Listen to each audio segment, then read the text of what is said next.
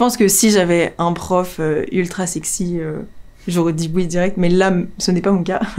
J'ai que des profs qui ont le triple de mon âge, donc pour l'instant, non, pas trop. Enfin, pas de... S'ils regardent ça, je veux pas être blessante avec eux, mais désolée.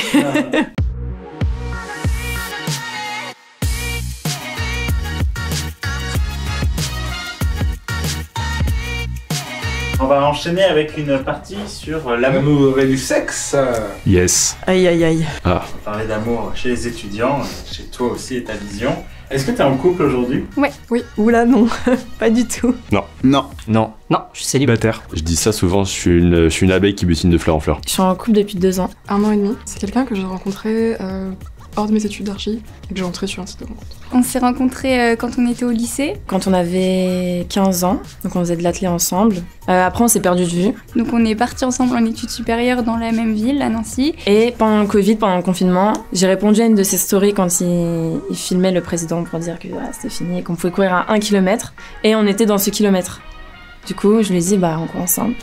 Et voilà, et ça s'est fait comme ça. Et lui est parti après, donc là, il est à Clermont-Ferrand. Et lui, il est aux Beaux-Arts de Brest. Est-ce que c'est compliqué, la relation à distance? Ouais, franchement, c'est pas évident. Au début, ouais, c'est dur. Après, il y a de très bons côtés parce que j'apprécie quand même d'avoir une certaine liberté dans mes sorties parce que je sais que je suis beaucoup plus fêtarde que mon copain. On n'a rien à voir là-dessus. C'était même cool de se revoir, de pas se voir, de faire sa vie. Donc t'es pas en couple, c'est un choix? Est-ce que t'as envie de papillonner un peu? Est-ce que t'as envie de te focus sur tes études? Ou est-ce que c'est simplement pas le temps? Ah non, c'est rien de tout ça, j'ai pas trouvé. En fait, je rencontre pas tant que ça de monde, hormis les études. Et comme je suis pas dans un campus où il y a genre 10 000 personnes... En fait, quand j'étais encore en Bretagne au lycée, j'avais une meuf et tout. Bon, une fois que je suis arrivé à Paris, forcément très compliqué.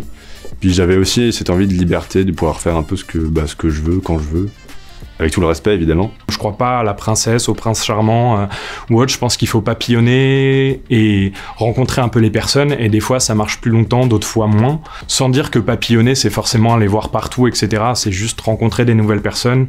Prendre le temps, c'est toujours bien. Et puis même se focus sur soi. Se fixer des objectifs, c'est important. J'ai envie de me concentrer sur mes études. J'ai vu des gens... quelques mois, quelques semaines, machin, mais à chaque fois, en fait, ça me prenait trop de temps. Et j'ai pas tellement le temps. Enfin, moi, je sais que je gère mal la pression, je pense, des études, plus d'être en couple. Je pense que je préfère attendre l'internat pour me poser, faire un truc bien. Évidemment, des fois, ça fait envie quand je vois des potes qui sont avec leurs copains depuis 1000 ans et que ça se passe super bien et machin. Oui, je pense que c'est super et si ça m'arrivait, je serais très contente, mais c'est pas un truc que je recherche, moi en tout cas. Pas encore. Est-ce qu'à la fac ou dans les écoles, on vous parle un petit peu d'éducation sexuelle, de protection sexuelle? Est-ce que par exemple, pendant les soirées ou les week-ends d'intégration, on vous distribue des préservatifs ou d'autres choses? J'ai pas souvenir vraiment si ça a été le cas ou pas. Alors, pas que je sache. Après, je suis plus beaucoup les B2 et tout cette année, mais il n'y a pas d'association dédiée à ça, non. Ça pourrait être une bonne chose. C'est vrai que c'est pas con. Ouais, distribuer des capotes, ouais, il y en a de temps en temps. On a des fois des partenariats avec des marques en fait qui nous les donnent en goodies, donc je sais qu'on en a distribué de temps à autre, mais on n'a pas vraiment d'éducation là-dessus, d'information juste encore maintenant. Alors en vrai, pas tant que ça. Genre, il y a la journée de lutte contre le sida tous les ans, où là, il y a des capotes à disposition. Mais mis à part ça, non, on n'en parle pas trop. Alors vraiment pas, on n'a jamais parlé de ça, on n'a jamais eu de... Il y a eu une conférence, je crois, sur le harcèlement sexuel. Personne n'y allait, je crois, parce que c'était même pas dans l'école, c'était à côté, où il fallait s'inscrire, où il fallait machin. Mais jamais ça a été un sujet qu'ils ont abordé, où en disant, là, on prend tous les élèves et on fait un petit avertissement... Faites attention, machin. Non, c'est vraiment jamais arrivé. Moi, je faisais partie d'une association LGBTQ, du coup, à Paris-Orsay. Et du coup, c'était eux qui étaient énormément en charge, justement, de tout ce qui était prévention par rapport aux maladies transmissibles et j'en passais des meilleurs. Ouais, la sensibilisation pour les MST, on a à mort. Déjà, on a des cours dessus. Donc déjà, ça aide beaucoup. Mais les corpos, donc de n'importe quelle filière, distribuent des capotes. Il y a des capotes au local de la corpo. Je sais que moi, j'allais me servir à la corpo si j'avais envie, donc c'est distribué. Après, moi, ce que je trouve dommage au niveau de l'infirmerie, c'est qu'il faut vraiment y aller, se présenter, qu'elles sont pas forcément en libre accès. Et il y a des gens qui sont plus ou moins timides, plus ou moins chastes par rapport à ça et qui vont pas avoir le courage. Alors que malheureusement, c'est quelque chose d'important de se protéger. Donc, n'hésitez pas à y aller. Parlez-en même des fois à des amis parce que eux peuvent y aller à votre place, mais protégez-vous. Il y a un distributeur de préservatifs dans ton école ? Je pense pas à ma connaissance en tout cas. Je crois pas. Non, pas du tout. Non, il y a des Pastabox, mais pas de capote. La seule initiative, et c'est même pas par rapport au sexe, c'est par rapport aux règles, c'est le BDE qui a mis un petit distributeur de tampons et de serviettes gratuites.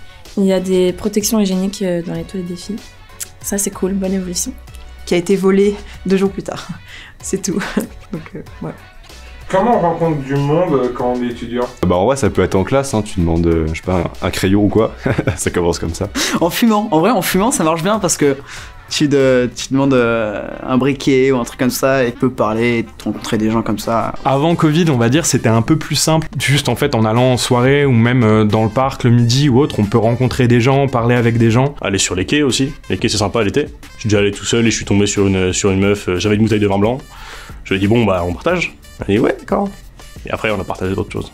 Post-Covid, sachant que les mesures sont un peu plus dures que même quand on va en bar, en soirée étudiante, c'est un peu plus dur de se retourner et de dire « Hey, comment vous allez ?» ou autre, parce qu'il y a une certaine méfiance, à la fois de ma part en vrai et de la part des gens à qui je vais pouvoir parler. Comment on rencontre ? Bah, dans les soirées étudiantes. Tous les événements un peu étudiants, en vrai, c'est l'occasion et puis juste s'ouvrir un peu quand t'es en soirée, pas rester avec les gens que tu connais et juste discuter un peu avec les gens. C'est comme ça que tu te fais un réseau de copains au fur et à mesure. Et je me dis, il y aura forcément des gens cool que je vais rencontrer, qui vont m'amener à d'autres cool et ça va créer un grand truc. Il y a que des étudiants autour de toi, donc c'est facile hein, de rencontrer quelqu'un. Il faut faire aussi un peu attention quand on est dans la même école pendant plusieurs années, dans les mêmes classes, on sait qu'on va se revoir sur le long terme. Déclarer sa flamme devant tout le monde, grand amour et tout, pour qu'au bout de 2 semaines ça marche plus. Tu sais, les étudiants ils utilisent des applis de rencontre aussi. Ouais. Ah mes copines à la fac, ça swipe. Ça swipe un max. J'adore. Ouais, c'est un peu... Il y en a pas mal qui traînent sur Tinder et tout, mais après on en croise comme ça dans la rue. C'est comme si on les avait pas vus, c'est très sympa. Ça dépend de chacun, je pense qu'on est...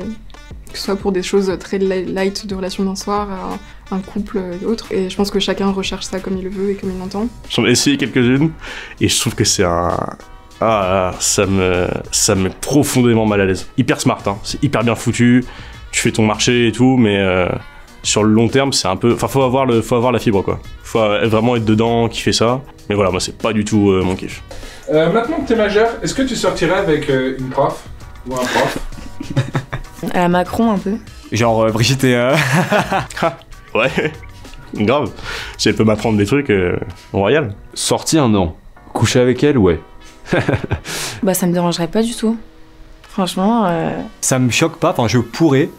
Mais je pense que par contre mes parents sont pas trop chauds. En vrai pour un kiff d'une fois, ouais je pense. Je pense pour le fantasme peut-être. Ouais.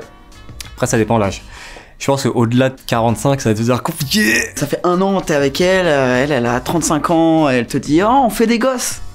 Et toi t'es là, t'as même pas fini ton M1. Avec mes profs là que j'ai actuellement, non. Mais dans l'absolu, je pense. Ou alors après les études, quoi. Dire j'attends de finir. J'ai un peu de mal à me mettre dans l'idée vu les profs que j'ai. Bah disons que si c'est ma prof, ça pourrait tout de suite créer un peu de distance.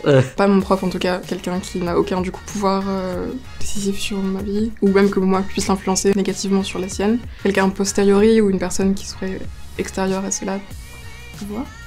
Mais en tout cas, non, je veux pas du tout entrer dans ces complications-là. Moi, je pense pas avoir la maturité suffisante pour.